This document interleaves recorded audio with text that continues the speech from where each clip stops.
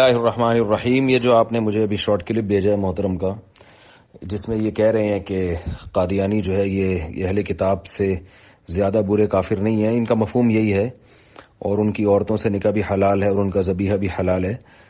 تو وہی بات ہے کہ جب کسی نااہل کو قرآن و حدیث پکڑا دیا جائے اور وہ اس سے مسائل نکال کے لوگوں کو دیتا رہے تو پھر یہی حشر ہوتا ہے۔ میں تو اب جواب دینا میں نے چھوڑ دیا، لیکن خیر اب آپ نے پوچھا اور مسئلے کی نوعیت بھی بہت اہم ہے۔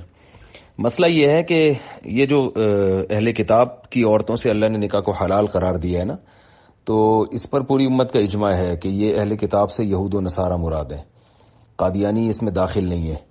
اس کی وجہ یہ ہے کہ قادیانی اہل کتاب سے زیادہ بدتر کافر ہیں۔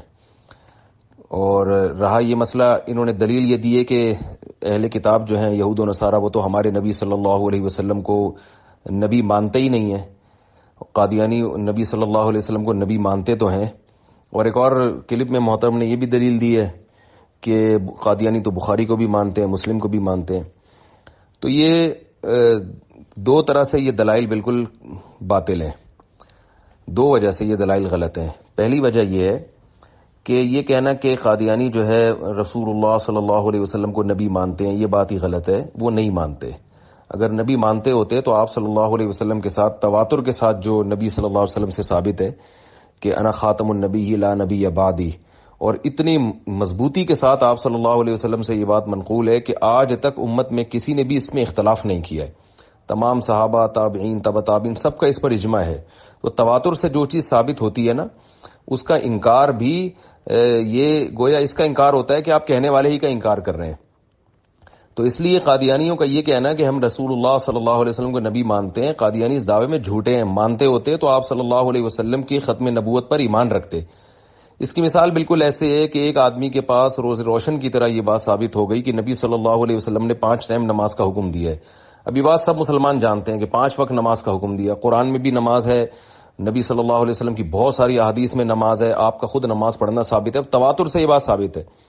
اب ایک بندہ اٹھ کے کہتا ہے کہ میں نہیں مانتا کہ نماز پڑھنا فرض ہے، اس کو بتایا جائے کہ قرآن میں بھی لکھا ہوا ہے، نبی صلی اللہ علیہ وسلم کی حدیث بھی ہے، اور ایک حدیث نہیں ہے، تواتر ہے، ساری فقہ کی کتابوں میں بھی نبی صلی اللہ علیہ وسلم سے یہی منقول ہے مسائل جس میں نماز ہے۔ تو یہ تو اس سے تو ڈنکے کی چوٹ پہ یہ بات ثابت ہو جاتی ہے کہ محمد صلی اللہ علیہ وسلم نے نماز کا حکم دیا ہے۔ وہ کہتا ہے نہیں، میں محمد صلی اللہ علیہ وسلم کو تو نبی مانتا ہوں، میں نماز کو نہیں مانتا، نماز نہیں ہے اسلام میں، لیکن میں اسلام کو مانتا ہوں۔ تو اس کا مطلب 2 نمبر ہی کر رہا ہے یہ صرف ایک سافٹ کارنر یعنی رکھنے کے لیے، اور ایک لوگوں کی توجہ اس کی طرف رہے اور لوگ اس کے فراڈ سے متاثر ہو جائیں، صرف اس چکر میں کہہ رہا ہے۔ ورنہ اگر یہ اسلام کو مانتا تو اسلام اور نماز الگ الگ تو نہیں ہے نا، وہ نماز کو بھی مانتا، وہ زکوٰۃ کو بھی مانتا۔ تبھی حضرت ابو بکر رضی اللہ تعالیٰ عنہ نے کیا کہا تھا، جو نماز اور زکوٰۃ میں فرق کرے گا میں ان سے قتال کروں گا۔ تو یہ قادیانی نبی صلی اللہ علیہ وسلم کو نہیں مانتے، نہ بخاری کو مانتے ہیں، نہ مسلم کو مانتے ہیں، کسی بھی حدیث کی کتاب کو نہیں مانتے۔ وہ دعویٰ کرتے ہیں کہ ہم مانتے ہیں، لیکن اس دعوے میں وہ 100% جھوٹے ہیں۔ مانتے ہوتے تو تمام محدثین، امام بخاری کا تو یہ عقیدہ تھا کہ ختم نبوت کا انکار کرنے والا کافر ہے۔ تو یہ کیسی بات ہے کہ امام بخاری کے اس عقیدے کو تو نہیں مان رہے اور امام بخاری کو مان رہے ہیں؟ تو یہ تو پوری امت میں اجماعی مسئلہ ہے۔ تو پہلی دلیل تو یہ ہوئی کہ وہ ماننے کے دعوے میں جھوٹے ہیں۔ کہ یہ جو شرک کا جو پہلو ہے نا کہ قادیانی شرک نہیں کرتے اور یہود و نصارہ شرک کرتے ہیں، شرک کے اس پہلو کو شریعت نے یہاں پر اگنور کیا ہے، عورتوں سے نکاح کے معاملے میں اور ذبیحہ کے معاملے میں۔ اگر شرک کی وجہ سے مسئلہ ہوتا تو، لیکن پھر بھی اللہ نے یہود و نصارہ کی عورتوں سے نکاح کو حلال کیا۔ وجہ اس کی ہے کہ نکاح کرنا یا ذبیحہ کھانا یہ دنیاوی معاملہ ہے۔ شرک بہت بڑا جرم ہے، قرآن میں آتا ہے ان الشرک لظلم عظیم، لیکن آخرت کے معاملے میں بہت بڑا جرم ہے۔ یہی وجہ ہے کہ دنیا میں شرک پر سزا نہیں ہے۔ اسلام میں چور کا ہاتھ کاٹا جاتا ہے، مشرک کو کچھ بھی نہیں کیا جاتا، حالانکہ مشرک بڑا مجرم ہے یا چور بڑا مجرم ہے۔ تو دنیا کے معاملے میں اسلام نے چور کو تو سزا دی ہے، مشرک کو سزا نہیں دی ہے۔ ڈاکو کو سزا دی ہے، مشرک کو سزا نہیں دی ہے۔ شراب پینے والے کے کوڑے لگائے ہیں، مشرک کے کوڑے کا بھی حکم نہیں ہے۔ حتیٰ کہ اگر کوئی شخص کسی دوسرے شخص کو قتل کر دے تو قاتل کو قصاصاً قتل کرنے کا حکم ہے، لیکن جو مشرک ہے وہ اس کو قتل کرنے کا حکم نہیں ہے، حالانکہ شرک جو ہے وہ تو قتل سے بھی بڑا جرم ہے۔ تو یہ جو ہے نا کہ قادیانی شرک نہیں کرتے، یہ آخرت کے معاملے میں آخرت کا معاملہ ہے کہ وہ شرک نہیں کرتے، تو اس معاملے میں آخرت کی سزا میں قادیانی شرک والی سزا ان کو نہیں ملے گی۔ زیادہ زیادہ ہم یہ کہہ سکتے ہیں. پھر بھی یہ نہیں کہہ سکتے کہ بدترین کافر ہیں یا نہیں، اس لیے کہ بدترین ہونا جو ہے وہ اس کی اور بھی بہت ساری وجوہات ہوتی ہیں. بدترین ہونے کی وجہ صرف یہ نہیں ہوتا کہ مشرک نہیں ہے، بلکہ بدترین ہونے کی ایک اور دوسری وجہ پائی جاتی ہے ان میں. دوسری بات یہ ہے کہ قادیانی ایک ایسے شخص کی نسبت نبی صلی اللہ علیہ وسلم کی طرف کر رہے ہیں کہ جس کو نبی کہنا تو دور کی بات، شریف انسان کہنا بھی ممکن نہیں ہے. قادیانی آپ کو پتا ہے کہ اس پہ کبھی بھی مناظرہ نہیں کریں گے بیٹھ کے. میں نے کئی دفعہ یہ دعویٰ کیا کہ قادیانی اس پر تو بحث کرتے ہیں کہ مرزا غلام احمد قادیانی نبی تھا یا نہیں تھا، لیکن اس پر کبھی نہیں بات کریں گے کہ وہ شریف انسان تھا یا نہیں تھا، کیونکہ اس کی کتابوں سے ثابت ہے مرزا غلام احمد قادیانی کی کہ وہ شریف انسان کہلانے کا مستحق ہی نہیں تھا. اب آپ مجھے ایک بات بتائیں، ایک جھوٹے نبی کو، ویسے بھی جو نبوت کو جھوٹا دعویٰ کرے وہ شریف کہاں سے ہوتا ہے؟ تو ایک ایسے شخص کو محمد صلی اللہ علیہ وسلم کی طرف منسوب کر دینا یہ اتنا بڑا جرم ہے کہ یہ جرم جو ہے ناقابل معافی جرم ہے. یہ میں اس کی ایک مثال دیتا ہوں کہ دیکھیں ایک شخص ہے چرسی، ہیروئنچی ہے، آپ اس سے اچھا تعلق رکھتے ہیں، آپ اس کو منع کرتے ہیں یار یہ تم غلط کر رہے ہو، یہ چرس نہ پیو، یہ غلط چیز ہے، یہ بری چیز ہے، لیکن آپ اس سے بد اخلاقی نہیں کرتے، آپ اس سے لین دین بھی کرتے ہیں. لیکن اگر وہ چرسی ہیروئنچی اپنے آپ کو آپ کی طرف منسوب کرنا شروع کر دے اور یہ کہے کہ یہ جو ہے نا متین بھائی میرے معاذ اللہ باپ ہیں، میرے والد صاحب ہیں، اور وہ کہے کہ جی میں ان کا بیٹا ہوں، پھر آپ کو غصہ آئے گا کہ یار اس چرسی کو میرے کھاتے میں کیوں ڈال رہے ہو. پھر آپ کے وہ جذبات نہیں ہوں گے جو ایک عام چرسی اور ہیروئنچیوں کے بارے میں ہوتے ہیں. آپ کہتے ہیں بھائی تو جو بھی ہے تو اپنے آپ کو میری طرف کیوں منسوب کر رہا ہے. تو یاد رکھیں یہود و نصارہ وہ نبی صلی اللہ علیہ وسلم کو نہیں مانتے، وہ شرک بھی کرتے ہیں، سب کچھ کرتے ہیں جو ان کا مذہب میں ہے، لیکن وہ اپنے مذہب کو آپ صلی اللہ علیہ وسلم کے کھاتے میں نہیں ڈالتے اور وہ اپنے مذہب کو اسلام نہیں قرار دیتے، اسلام کی طرف منسوب نہیں کرتے. آپ کسی یہودی کو غیر مسلم کہو اسے کوئی غصہ نہیں آئے گا، وہ کہے گا میں نے کب کہا کہ میں مسلم ہوں.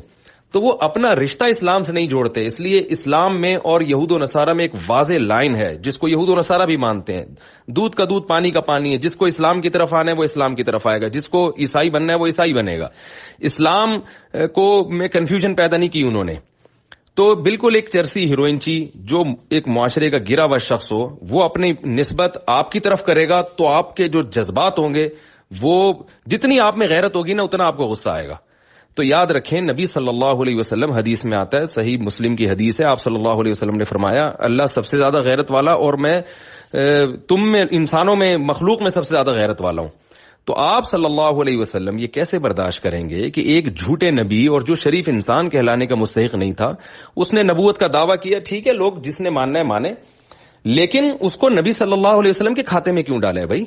اس کو اسلام کے کھاتے میں کیوں ڈال رہے ہو؟ قادیانی آج اپنے نام کے ساتھ مسلم ہٹا دیں، وہ یہ کہیں کہ ہمارا ایک الگ مذہب ہے، ہم ایک نبی کو مانتے ہیں اور ہم غیر مسلم ہیں. بے شک وہ اپنے آپ کو کافر نہ کہیں، وہ تو کون اپنے آپ کو خود سے تھوڑی کوئی کافر کہتا ہے. تو صرف وہ اتنا کر لیں کہ وہ کہیں کہ جیسے یہود و نصارہ کے ایک الگ مذہب ہے، ان کے ہمارا بھی ایک الگ مذہب ہے، ہم اپنی نسبت اسلام کی طرف نہیں کریں گے اور مرزا غلام احمد قادیانی کو محمد صلی اللہ علیہ وسلم کی طرف منسوب نہیں کریں گے. تو آج ہم بھی قادیانیوں کو گلے لگانے کے لیے تیار ہیں. آج ہم ان کو ایک عام کافروں کی طرح ایک کافر سمجھیں گے، غیر مسلم سمجھیں گے. جیسے عام غیر مسلموں سے ہم لین دین جائز سمجھتے ہیں تو ان سے بھی جائز سمجھیں گے. لیکن یہ کیا کر رہے ہیں کہ انہوں نے ایک جھوٹا نبی 15ویں صدی میں پیدا ہونے والا، ایک تو اس نے نبوت کا جھوٹا دعویٰ کیا، انگریزوں کا وہ ایجنٹ تھا، اس کو اٹھا کے کمبخت کو سید الانبیاء کے کھاتے میں ڈال دیا کہ یہ ان کا ذلی نبی ہے، یہ ان کا جو ہے نا ان کا نائب ہے. تو یہ تو نبی صلی اللہ علیہ وسلم اگر زندہ ہوتے اور یہ کلپ اس کمبخت کا سنتے تو آپ صلی اللہ علیہ وسلم کو کس قدر غیرت آتی. آپ خود سوچو کہ کیا کہ ایک بھنگی چرسی کو میری طرف منسوب کر دیا، ایک شخص کو میرے کھاتے میں تم لوگوں نے ڈال دیا، اور تمہاری غیرت کہاں گئی؟ اور تم اس کے بارے میں سافٹ کارنر نرم رویہ رکھ رہے ہو کہ ان کی عورتوں سے نکاح بھی جائز ہے اور جناب ان کا ذبیحہ بھی حلال ہے اور یہ یہود و نصارہ سے کمتر ہیں. نبی صلی اللہ علیہ وسلم کے دور میں مسیلمہ کذاب نے جھوٹی نبوت کا دعویٰ کیا، کیا حشر کیا تھا صحابہ کرام نے اس کا، آپ خود سوچیں. بڑے بڑے حفاظ صحابہ، بہت بڑی تعداد، جتنے صحابہ پہلے جنگوں میں شہید نہیں ہوئے تھے اس سے بڑی تعداد میں ایک ہی جنگ میں شہید ہو گئے تھے. حالانکہ وہ مسیلمہ کذاب کا جو جرم تھا وہ قادیانیوں والے جرم سے کم درجے کا تھا، اس لیے کہ مسیلمہ کذاب نے محض جھوٹی نبوت کا دعویٰ کیا تھا لیکن اپنے آپ کو محمد صلی اللہ علیہ وسلم کی طرف منسوب نہیں کیا تھا. یہ نہیں کہا تھا کہ میں نبی کا بھیجا ہوا ہوں یا ان کا نائب ہوں یا میرا جو دین ہے وہ بھی اسلام ہے، ایسا نہیں تھا. ایک بالکل سیپریٹ دین قائم کیا تھا. اس کا یہ حشر کیا صحابہ کرام نے. اور جو ہے نا ان کے تو ہمیں تو کہیں نہیں ملتا صحابہ کرام نے ان کے ذبیحہ کو حلال سمجھاؤ مسیلمہ کذاب کے فالوورز کے ذبیحے کو، یا ان کی عورتوں سے نکاح کو حلال سمجھاؤ. ان پہ مرتد کے حکام جاری کیے گئے جو بھی اس پر ایمان لایا. تو مرزا غلام احمد قادیانی کا جو جرم ہے وہ مسیلمہ کذاب سے بڑھ کر ہے، اس لیے کہ مسیلمہ کذاب نے اپنے آپ کو محمد صلی اللہ علیہ وسلم کی طرف منسوب نہیں کیا، جبکہ مرزا غلام احمد قادیانی نے جھوٹی نبوت کا دعویٰ کیا اور نسبت محمد صلی اللہ علیہ وسلم کی طرف کی. اس کے فالوورز جو ہیں وہ اپنے گڑے ہوئے مذہب کو محمد صلی اللہ علیہ وسلم کا دین یعنی اسلام قرار دے رہے ہیں. تو آج قادیانی اپنی نسبت اسلام سے دور کر دیں، بولے ہم مسلم نہیں ہیں، پھر کوئی مسئلہ نہیں ہے، دنیا میں بہت سارے کافر ہیں یہ بھی ہو جائیں گے، بہت سارے غیر مسلم ہیں تو چلو یہ بھی ہو جائیں گے. تو یہ بہت بڑا فالٹ ہے.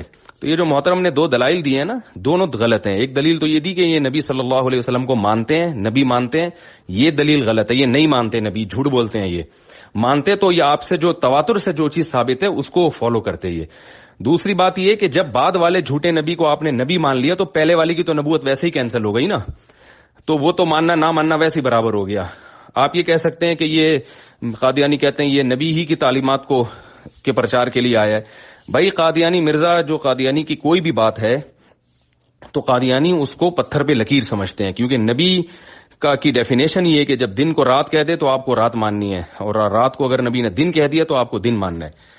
تو یہ اتھارٹی جو انہوں نے جھوٹے نبی کو دے دی، تو اس کا مطلب یہ ہے کہ یہ ذلی ہو یا تشریعی ہو کچھ بھی ہو، اس نے پرانی نبوت کینسل کر دی ہے انہوں نے.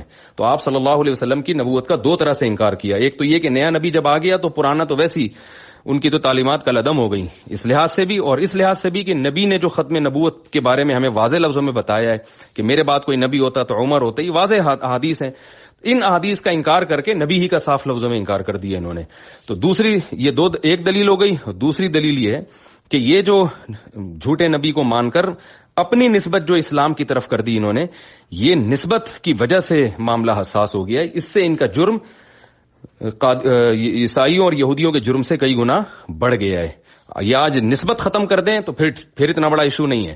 تو یہ نبی صلی اللہ علیہ وسلم کی غیرت کے خلاف ہے کہ کوئی بھی جھوٹا کذاب اٹھ کے اپنے آپ کو محمد صلی اللہ علیہ وسلم کا نائب اور ذلی اور یہ کہنا شروع کر دے. جس میں جتنی غیرت ہوگی اس کو اتنا ہی غصہ آئے گا. جیسے کوئی آپ کی طرف کوئی چرسی ہیروئنچی اٹھے اور اپنے آپ کو کہے میں فلاں صاحب کا بیٹا ہوں، حالانکہ فلاں صاحب کا بیٹا نہیں ہے وہ، تو فلاں کو غصہ آئے گا. وہ عام چرسیوں کے بجائے اس کو جو ہے نا اس کی تو ایسی کی تیسی کر دے گا کہ تو ہوتا کون ہے اپنے آپ کو میری طرف منسوب کرنے والا. تو یہ معاملہ ہے. باقی میں مانتا ہوں کہ میرا یہ عقیدہ اور میرا کیا پوری امت کا اجماع ہے اس پر جو میں باتیں کر رہا ہوں. اجماع خود ایک مضبوط دلیل ہوتی ہے. تو بات یہ ہے کہ یہ جو انجینئر صاحب ہیں ان کو میں کئی دفعہ کہہ چکا ہوں سامنے بیٹھیں بات کریں، یہ تو کبھی بھی نہیں کرنے کے لیے تیار. کلپ بازی ہم سے نہیں ہوتی ہے بیٹھ کے ادھر اس کا کلپ. لوگ سنتے کیوں ہیں بھائی جب ایک آدمی ایک فیلڈ کا ماہر ہی نہیں ہے. بھی غامدی صاحب نے ایک نیا کلپ نکال دیا ہے آن لائن نماز کا، لوگ مجھ سے کہہ رہے ہیں اس کا جواب دیں. تو بھائی بات یہ کہ کس بات کا انسان جواب دے، ہمارے تو اور بہت سارے کام ہیں. تو جو جس فیلڈ کے ماہر ہوتے ہیں ان سے رابطہ کیا جاتا ہے نا. وہ ملک میں علماء کیا دنیا میں ختم ہو گئے. خیر یہ حساس نوعیت کا مسئلہ تھا، آپ پوچھ رہے تھے اور بہت سے لوگ مجھ سے پوچھ رہے ہیں تو میں نے آپ کو جواب دے دیا اس کا. باقی میں پھر آخر میں کہہ دوں کہ قادیانی بدترین کافر ہیں. باقی ہم اس لڑائی جھگڑائی کو مار دھاڑ کو جائز نہیں سمجھتے. قادیانیوں کے کافر ہونے کا مطلب یہ نہیں ہے کہ آپ ان سے بد اخلاقی کریں، بدتمیزی کریں، اور یہ کام تو سختی کرنا تو گورنمنٹ کا کام ہے. اس سے ملک میں بدامنی پھیلتی ہے مار دھاڑ سے، لڑائی جھگڑوں سے. لیکن یہ کہ نہ آپ ان کو گلے لگائیں نہ ان سے کوئی بد اخلاقی کریں. آپ جو بھائی تمہارا دین تمہارے لیے، ہمارا دین ہمارے لیے. سلام دعا نہیں ہوگی، ان سے نکاح جائز نہیں ہے، ان کا ذبیحہ بالکل حرام ہے، مردار ہے. یہ سب چیزیں قادیانیوں کے ساتھ بالکل جائز نہیں ہے. ہاں مار دھاڑ اور بدتمیزی اور بد کلامی اس سے کوئی فائدہ نہیں ہوتا، اس سے نقصان ہی ہوتا ہے اور بلکہ دین سے اور دور ہو جاتے ہیں. تو اگر کسی قادیانی کے بارے میں خیال ہو کہ اس سے محبت سے اخلاق سے بات کی جائے تو یہ دین کے قریب آ سکتا ہے، تو ایسے قادیانی سے محبت سے بات کی جا سکتی ہے اسے دین کے قریب کرنے کے لیے. یہ تو قرآن سے بھی ثابت ہے کہ اللہ نے فرمایا مشرکین مکہ سے جن سے لڑائی تھی تو ان میں کوئی قرآن سننا چاہے تو اس کو آنے دو تاکہ وہ قرآن سنے، ہو سکتا ہے اس کو ہدایت مل جائے. تو کوئی دین سمجھنا چاہتا ہو ایسے قادیانی سے محبت سے یقیناً بات کی جائے گی.